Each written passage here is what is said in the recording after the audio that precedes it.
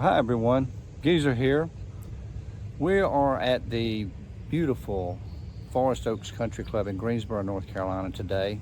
I'm not sure how much videoing I'm going to get to do, but I wanted you all to get a good look at this beautiful place. And in case you're within range, you should come here. As a senior, you can play during the week for $44. The old GGO, which is now known as the Wyndham, was played here for 30 years until it moved to its current site at Sedgefield. And I'm here at I'm gonna call this a gazebo, I don't know what it is. And it has the names of all the old champions on it. I'm gonna try to go around to the oldest year. Looks like, 1977. And I'm gonna have you take a look at these names, and some of you geezers might remember these names. I remember every one of them. But here we go. We got, I'm just gonna let you read them rather than me trying to read them out to you. So there's a lot of history here, PGA Tour history. It's a really good golf course.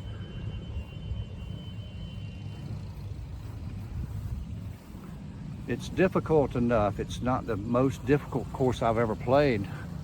But of course, if a tour event was here, it's got to be, you know, pretty tough.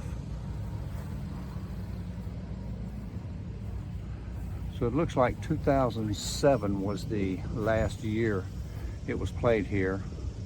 As I said, I'm not sure how much videoing I'll get done, but I'm going to try to get some shots of the course when I get a chance. And it won't be a whole round of golf, but maybe some of our shots, depending on how busy it is out there and how much time I have. So let's get on over to the putting green.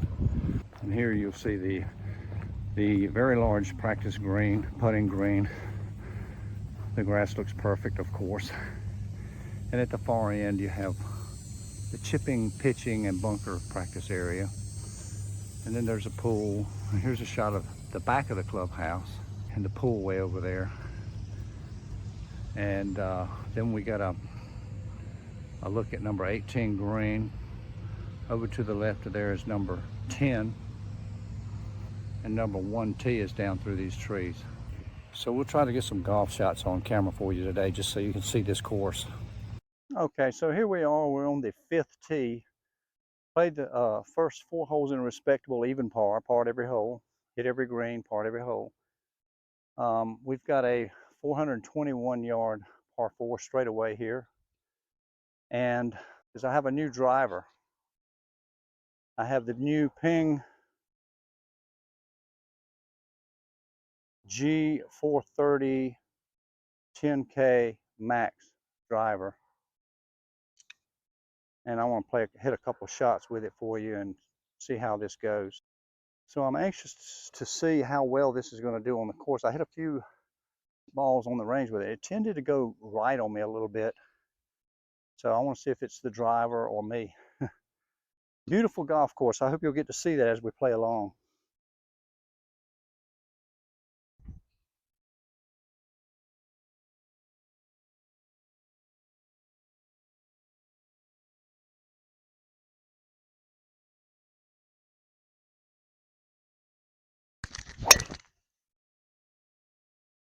That's a good one right down the middle. Yeah. So we've had tons of rain here in the last 2 weeks here in central North Carolina. And this is probably the first day that they've been carts off the path most anywhere. That's how wet it is. So of course it's playing longer than normal. So it may be tough for me to compare drives with where I know I normally go and what happens today, but we're just going to hit that new driver and see how it feels.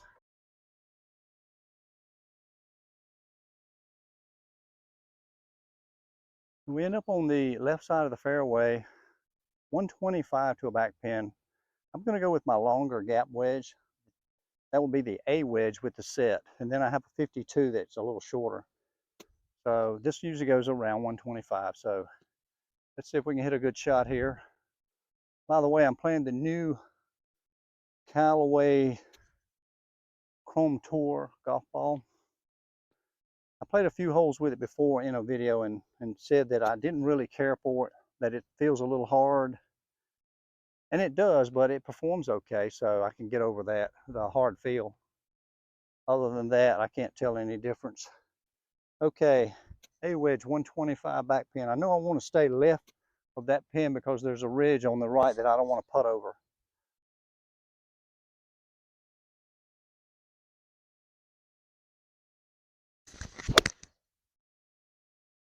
And that is perfect, just a little bit left.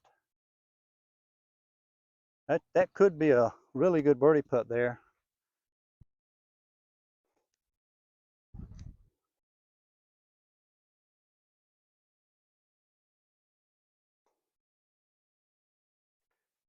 I had a guy comment on one of my videos about practicing on the course. And in that comment, he said that when you replace a divot, it doesn't grow back in, it dies. I'm not sure where he's talking about, but here in the South, in the Bermuda grass, it definitely grows back in. It only takes just a few days. So for me, I'd rather replace the divot if it doesn't disintegrate than pour sand in the hole. So that's just me, but he had some good points to make about practicing on the course. But I think, you know, most of us are responsible enough to take care of what we're doing, replace divots, repair ball marks, and so forth. Not a big deal, especially on a day like today. I can't believe that we're out here and we don't see any other groups anywhere. So yeah, this worked out pretty well. Got just behind the hole. I'm not putting over that ridge. I'm not sure if the camera will pick it up, but just beyond the hole from here, there's a nice ridge that I would have had to putt down and over had I hit it over there. Okay, so I'm seeing this with a little bit of break to the right.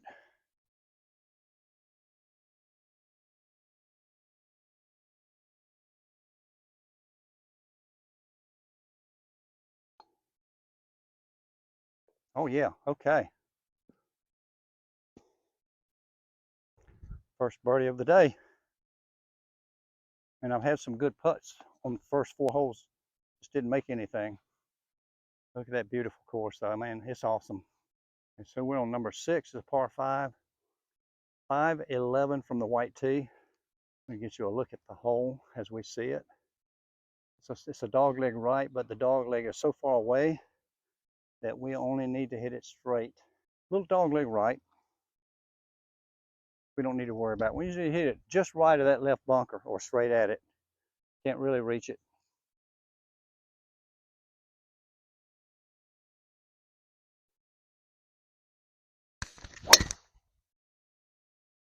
That should be good. Yeah, it flew over the corner of that right bunker. So I hit it a little right of where I wanted, but it's really good. And I mentioned, giving you a good look at this hole, I mentioned about all the rain. And today is the first day with almost 0 chance of rain. However, it's going back to 9,800 degrees. Today is 96, is the reason for the golf cart. I am about 235, maybe 240 from the hole. And it's soft, so likely I won't reach, but maybe I can hit this 3-wood up close and get up and down for birdie. I know there's a big false front on this green.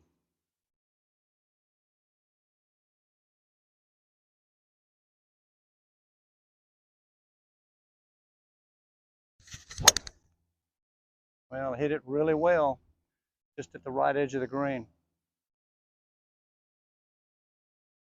So we've got a side hill lie, a false front, and some thick, grabby rough. I have to put a good move on this.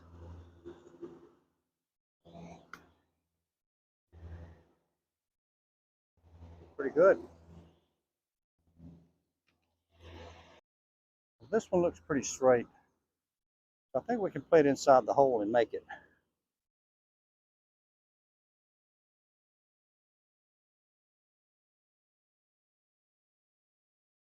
Oh yeah.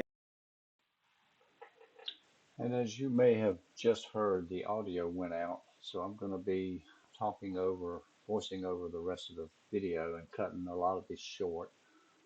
So now we're on number 7 tee. We're on the back tee because the white tee is under construction. Hit a good drive down I thought the left center. It ended up being in the left rough, but not bad.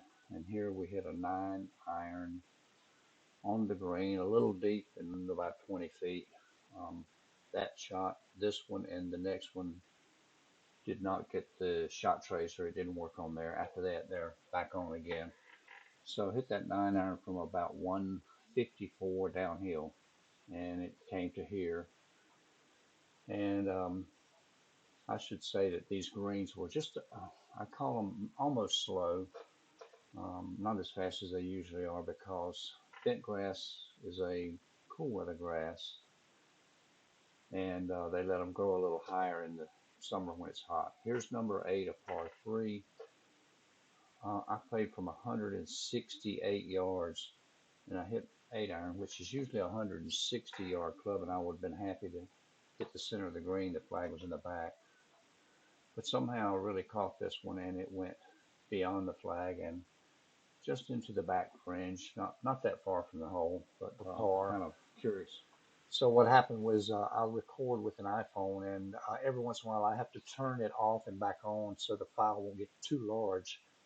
And evidently when I did it, I hit the what do you call it, the airplane or airplane mode or something, and it turned the sound off, and I had no clue. So anyway, we'll just get through this video and I'll talk it out. I can remember pretty much everything I did.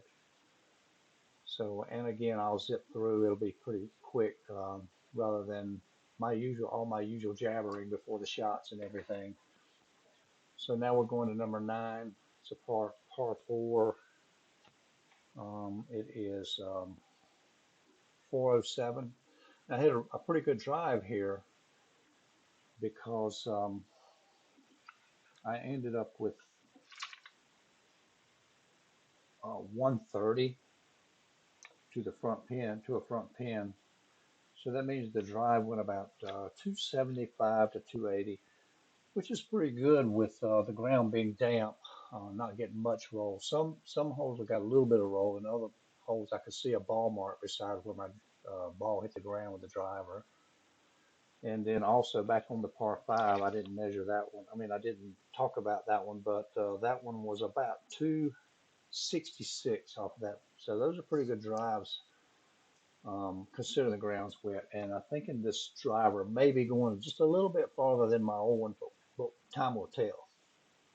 So here I've got a 130, and I'm hitting my A wedge again. It's a 125 to 130 club, and I'm deciding, even if it doesn't quite reach the hole, I'd rather be just short than make a bad swing trying not to hit it too hard. So I hit a good shot there and came up on the front of the green. Ended up with about I'm gonna say approximately 20 feet for birdie, which I did not make.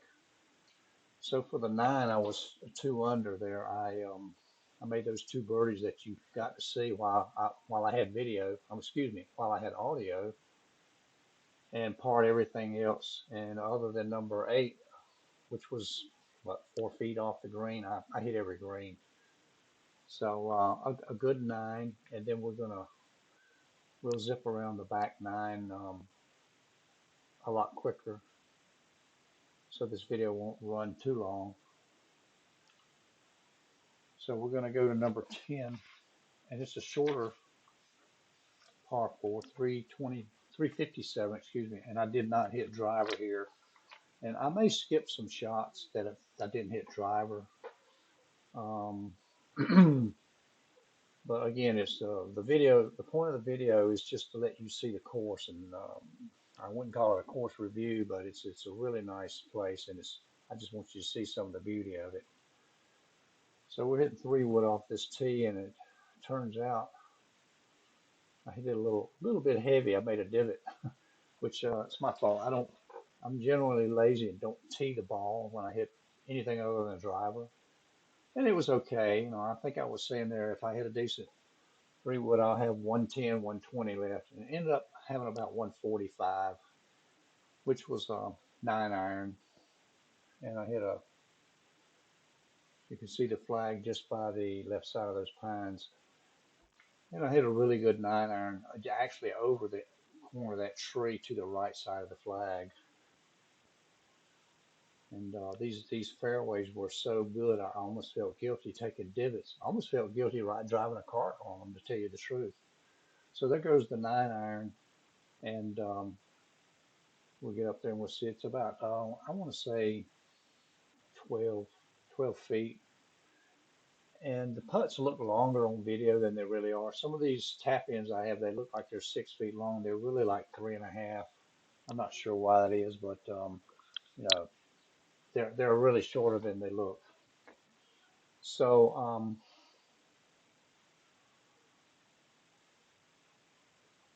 I'll line up this putt here, which ended up going in somehow, crawled in the edge, and now we're going to number 11 is a par 5, reachable because the second shot's downhill. And I didn't hit the greatest drive here, but it was okay. I'm not sure how far I had left. Well, I'm thinking I remember I had about 255 to the green down the hill, and I hit driver off the ground for the first time, this driver, and got it green high, or way to the front of the green, with a really long pitch. You can see a big swell in the middle of that green, a dip, and then it goes back up to a plateau. And so I used a 9 iron there to make sure it would roll up, and it rolled up pretty good. Again, this is one of those that looks longer than it is. This putt was only about, probably not even 4 feet. So, you know, if it looks like I'm doing some great work with the putter, I'm not. It's basically almost a tap in here. And so again, we had two birdies in a row. Um, Number 12 is one of the tougher par fours out there, and I probably won't show the tee shot here. I hit 3 wood.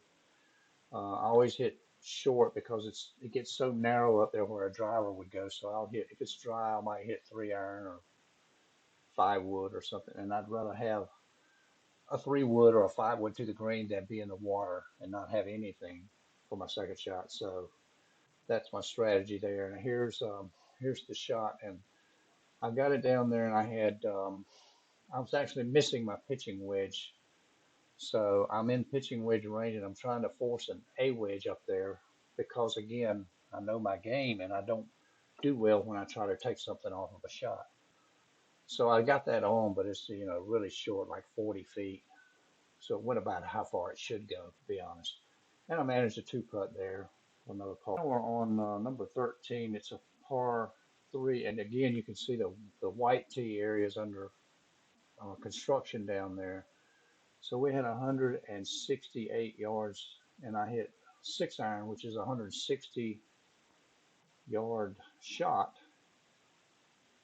and it was on the front fringe. So that was the par putt you saw. Now we're going to 14, 340, a shorter hole. I hit 3 wood to here, and hit, I believe that was my short gap wedge there, my 52 wedge, about 20 feet again, and made a par.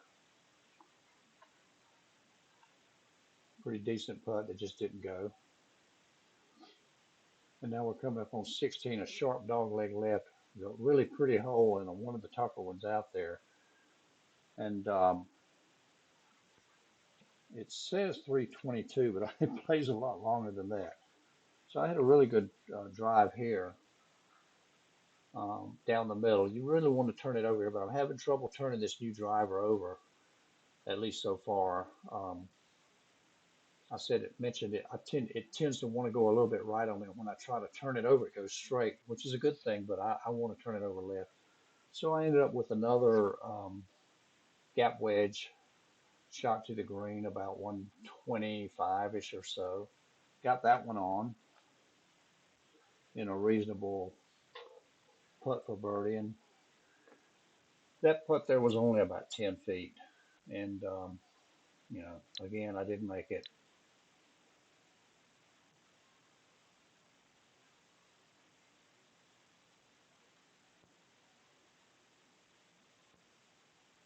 Okay, missed that one.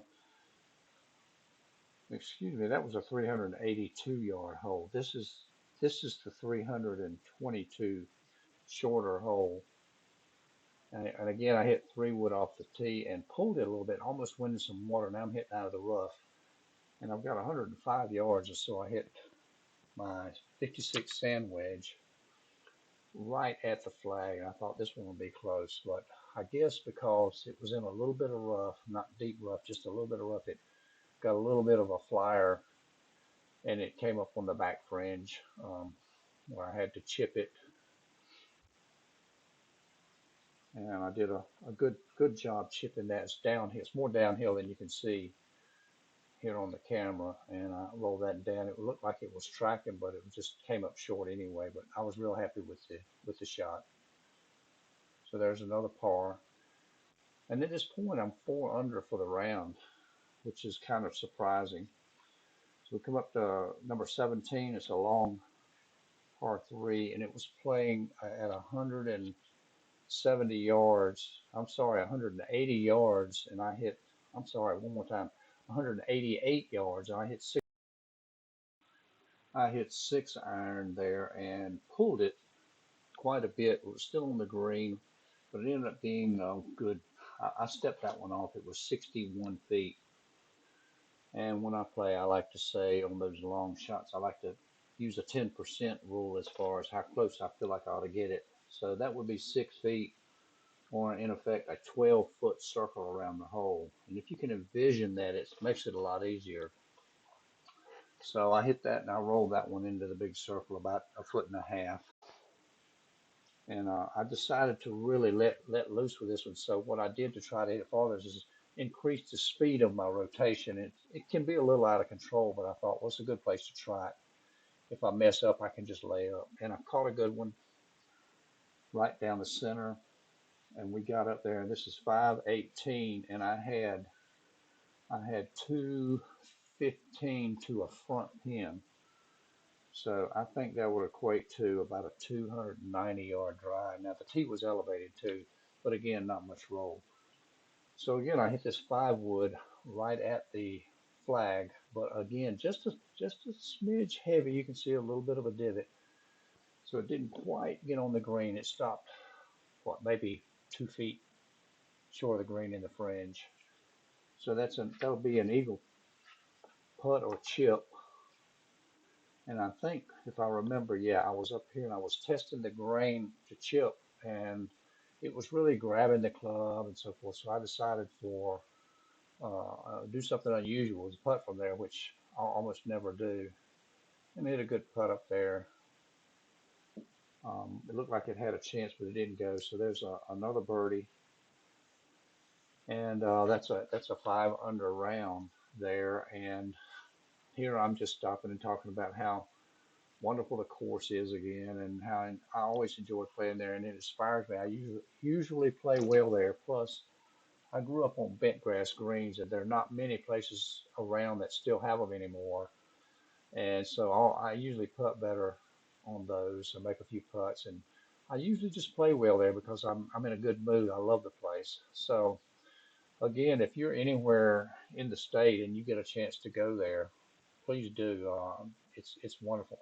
By the way, I am going to do when it dries out a little bit, I am going to do a geezer plays from 7,000 plus and try to break 80. And this will be one of the courses that I do it on. So that's about it for the day. So I hope you enjoyed the video. And for now, this is Geezer Tony signing off. Until next time.